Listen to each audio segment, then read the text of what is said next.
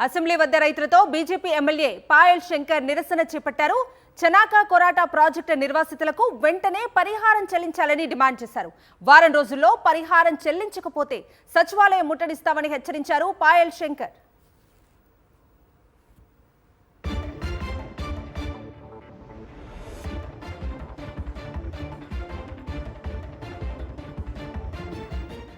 Assembly వద్ద రైతులతో BJP MLA Payal Shankar నిరసన చేపట్టారు.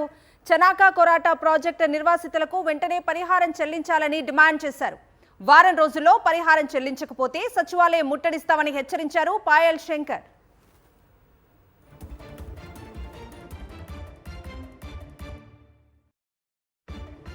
పూర్తి డీటెయిల్స్ మా ప్రతినిధి విక్రమ్ అందిస్తారు.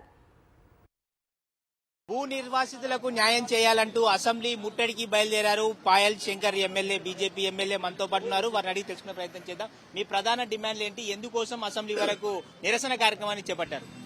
2017లో ప్రారంభించినటువంటి పూర్తి కావాల్సినటువంటి కోటా చనాక ఆదిలాబాద్ ప్రాజెక్టు, ఆ ప్రాజెక్టు పరిధిలో ఉన్నటువంటి రైతులు ఈరోజు తాంసీ మండల్ పిప్పలకోటి గ్రామానికి చెందినటువంటి రైతులు 1000 ఎకరాల భూమినిచ్చారు.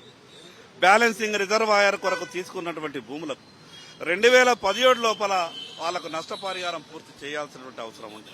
కానీ 2026 వరకు రైతులకు నయా పైసా కూడా నష్టపరిహారం రాలేదు. ఈరోజు ఆదిలాబాద్ నుంచి రాష్ట్ర రాజధానికి రైతులు నడుచుకుంటూ వాళ్ల గోడు చెప్పడానికి ఈరోజు రాష్ట్ర అసెంబ్లీకి వచ్చింది. టీఆర్ఎస్ మోసం చేసింది. కేవలం కాంట్రాక్టర్లకు డబ్బులు ఇచ్చిర్రు, కమిషన్లు తీసుకున్నారు. ఆ రకమైనటువంటి పంతానే ఈరోజు కాంగ్రెస్ ప్రభుత్వం కూడా ఎంచుకున్నారు. 10 ఏళ్లు వాళ్ళు మోసం చేసిండ్రు, 2 ఏళ్లు వీళ్ళు మోసం చేసిండ్రు. అందరికీ అన్నం పెట్టేటటువంటి రైతు ఈరోజు కోట్ల రూపాయల విలువ గల భూములను లక్షల రూపాయలకే ఈరోజు ప్రభుత్వానికి అప్పగించి పరిహారం రూపాయి అందక ఈరోజు అన్నమో రామచంద్ర అని రైతు బాధపడుతుంటే టీఆర్ఎస్ పార్టీకు ఆ రోజు కనిపించలేదు, ఈరోజు కాంగ్రెస్ ప్రభుత్వానికి కూడా కనిపిస్తలేదు.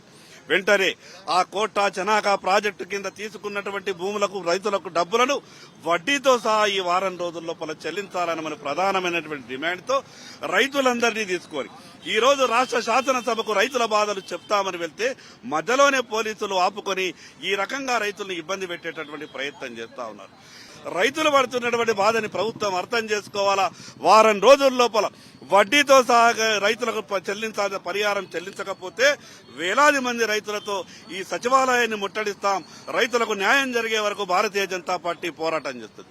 చూసుకోవచ్చు, ప్రాజెక్టుకు సంబంధించిన భూమిని సేకరించారు, రైతులకు మాత్రం పరిహారం చెల్లించలేదు. భూ పరిహారం చెల్లించాలి వారం రోజుల్లోపు అని చెప్పి BJP MLA Payal Shankar demand చేస్తున్నారు.